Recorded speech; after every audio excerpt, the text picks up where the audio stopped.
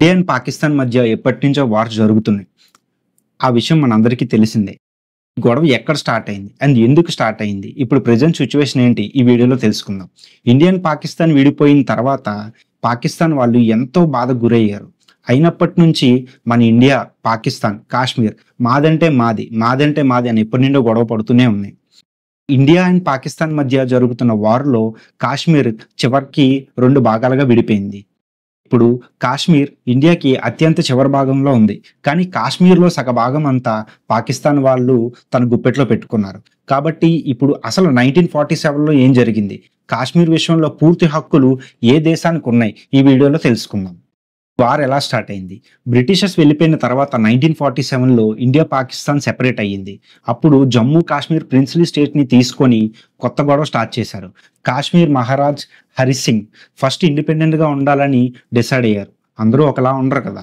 So, అలాగా మహారాజ్ హరి సింగ్ తనను తాను ఇండిపెండెంట్‌గా ఉండాలని డిసైడ్ అయ్యారు. కానీ పాకిస్తాన్ ట్రైబల్ రైడర్స్ వాళ్ళని పఠాన్స్ అంటారు. వాళ్ళతో అటాక్ చేయించాలి. అది ఎప్పుడు అక్టోబర్ 22, 1947లో. వాళ్ళ ప్లాన్ కాశ్మీర్‌ని తీసుకోవాలని చెప్పి. అప్పుడు మహారాజ్ టెన్షన్‌లో ఇండియాకి లెటర్ పంపాడు. హెల్ప్ కావాలని చెప్పి. మన ఇండియా ఆర్మీని పంపించింది. కానీ మన ఇండియాకి ఒక కండిషన్ పెట్టింది. మహారాజ్ సింగ్ అసెషన్ అగ్రీమెంట్‌లో సైన్ చేయాలని చెప్పి. అక్టోబర్ 26, 1947లో హరి సింగ్ సైన్ చేశాడు. ఎలా జరిగిందంటే ఇండియన్ ఆర్మీ శ్రీనగర్‌కి వెళ్లి రైడర్స్‌ని బ్యాక్‌కి వెళ్ళాలని ఆదేశించింది.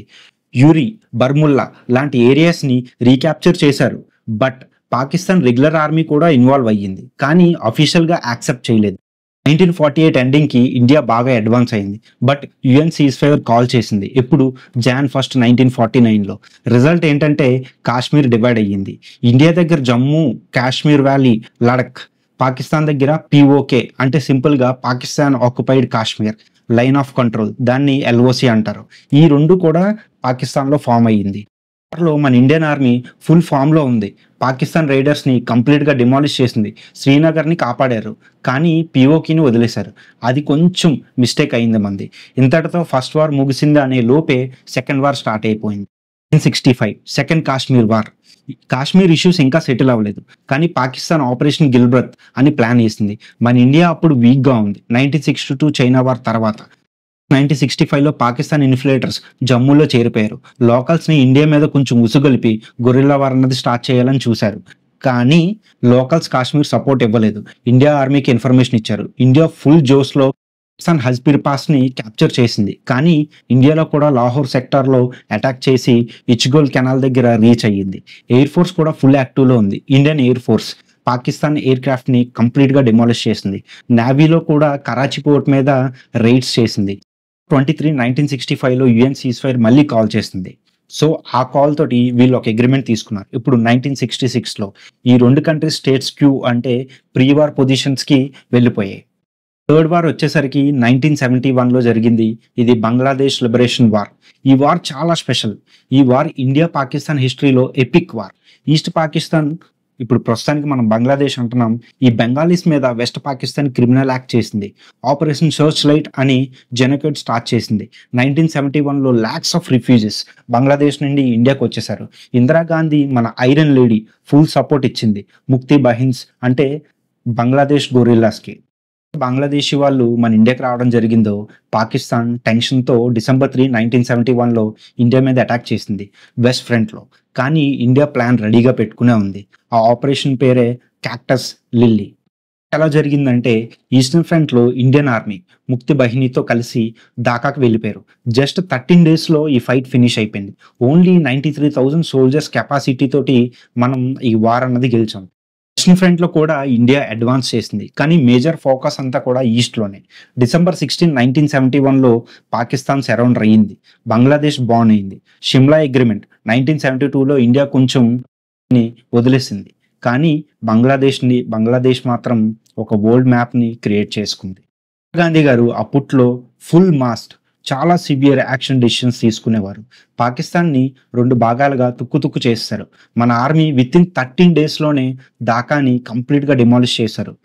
బంగ్లాదేశ్ వెళ్లి పాకిస్తాన్‌కి సపోర్ట్ చేస్తుంది గానీ అప్పట్లో ఇందిరాగాంధీ గారు లేకపోతే ఇండైరెక్ట్‌గా మన ఇండియా లేకపోతే బంగ్లాదేశ్ అన్నదే ఉండేది కాదు. 99 కార్గిల్ వార్. 1999లో పాకిస్తాన్ యాజ్ యూజువల్గా గుంట నక్కలాగా మన ఇండియాలోకి రావడానికి ట్రై చేసింది. లో ఎల్ఓసి క్రాస్ చేసి ఇండియన్ టెరిటరీలో బంకర్స్ బిల్డ్ చేశారు. లో Indian troops high altitude post ని వదిలేశారు, నార్మల్ ఒక రెగ్యులర్ ప్రాక్టీసెస్ లాగా. సో పాకిస్తాన్ ఇన్ఫ్లుయెన్స్ అదే అవకాశంగా తీసుకొని ఆ పీక్స్ ని ఆక్యుపై చేశారు. మే 99లో ఇండియాకి ఈ ఇష్యూ తెలిసింది. అప్పుడు ఆపరేషన్ విజయ్ స్టార్ట్ అయింది. ఎలా జరిగిందంటే Indian army high altitude warfares లో ఫుల్ జోస్ తో ఫైట్ చేశారు. టైగర్ హిల్స్, టూలింగ్ లాంటి కీ పీక్స్ ని రీక్యాప్చర్ చేశారు. ఇండియన్ ఆర్మీ ఎయిర్ ఫోర్స్ కూడా మర్జ్ అయ్యి 2000 జెట్స్ తో సపోర్ట్ ఇచ్చింది. ఇంటర్నేషనల్ ప్రెజర్ వల్ల ఎస్పెషల్లీ యుఎస్ గా చేసింది. జూలై 26, 1999లో ఇండియా విక్టరీ డిక్లేర్ చేసింది. కార్గిల్ విజయ్ దివాస్. మనకి యాజ్ యూజువల్ గా మళ్ళీ లాసే వచ్చింది. కానీ మన జవాన్స్ హై పీక్స్ లో కూడా మొత్తం కుమ్మేశారు. టైగర్ హిల్స్ తీసుకున్నప్పుడైతే ఫుల్ గూస్ పంప్స్. అసలు పాకిస్తాన్ కి దిమ్మ తిరిగిపోయేలాగా మన ఆన్సర్ ఇచ్చారు.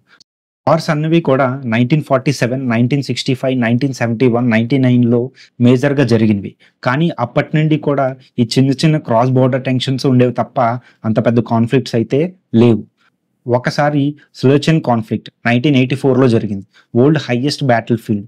పాకిస్తాన్ ఆక్యుపై చేయడానికి ట్రై చేసింది, కానీ ఇండియా ఆపరేషన్ మెక్డాట్ తో కంట్రోల్ చేసుకుంది. సిలోచిన్ కాన్ఫ్లిక్ట్ తర్వాత 2019లో అంటే రీసెంట్గానే Jaish e Mohammed terrorist CRPF convoy మీద అటాక్ చేశారు.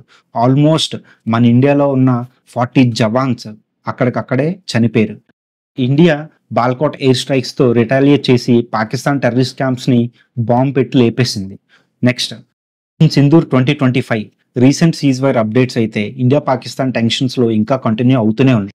కానీ ఫుల్ స్కేల్ వార్ అన్నది ఇంకా జరగలేదు. ఆపరేషన్ సింధూర్లో సాయిచిన్లో మన జవాన్స్ -50 degreesలో కూడా ఫైట్ చేస్తూనే ఉన్నారు. వాళ్ళకి మన ఫుల్ రెస్పెక్ట్. పుల్వామా తర్వాత బాల్కోట్లో మన ఇండియన్ ఆర్మీ ఎయిర్ ఫోర్స్ ఫుల్గా ఇచ్చి పడేసింది. ఇంకా టెన్షన్స్ ఉన్నాయి, కానీ మన ఇండియన్ ఆర్మీ ఎప్పుడూ కూడా రెడీగానే ఉంటుంది. ఇదే కన్క్లూజన్ ఏంటంటే ఇండియా పాకిస్తాన్ వార్స్ అంటే మోస్ట్లీ కాశ్మీర్ వల్ల మాత్రమే స్టార్ట్ అయినవి. 1947 నుండి 1999 కార్గిల్ వార్ వరకు ఇండియా దాన్ని డామినేట్ చేసుకుంటూనే వచ్చింది. 1971లో బంగ్లాదేశ్ క్రియేట్ చేసిన హిస్టరీ దానికి మాత్రం మనం రీరైట్ చేసాం. మన ఆర్మీ, ఎయిర్ ఫోర్స్, నావీ మొత్తం ఫుల్ ఫామ్లో ఉన్నాయి. పాకిస్తాన్ ఎంటర్ ట్రై చేస్తున్న ప్రతిసారి వాళ్ళు దెమ్మ తిరిగిపోయేలాగే మన సమాధానం అన్నది ఉండేది. రీసెంట్గా కూడా ఎల్ఓసి టెన్షన్స్ ఉన్నాయి, కానీ ఫుల్ వార్కి వెళ్ళలేదు. Indian army, air force, navy మొత్తం ఫుల్ ఫామ్లో ఉన్నాయి. పాకిస్తాన్ గుంటనక్కలాగా ఎంత ట్రై చేసిన ప్రతిసారి మన వాళ్ళు దిమ్మ తిరిగిపోయేలాగా సమాధానం ఇస్తూనే ఉన్నారు. లాంటి లీడర్షిప్స్ మన జవాన్స్కి ఒక కరేజ్. ఒక్కసారి ఆలోచించండి, ఈ ఆపరేషన్ సింధూర్ ఆ టైంలో కానీ వచ్చుంటే ఈ పాటికి వరల్డ్ హిస్టరీలోనే పాకిస్తాన్ లేకుండా చేసేవారు. ఇది వచ్చేసి if death strikes before to my blood I swear I'll kill death.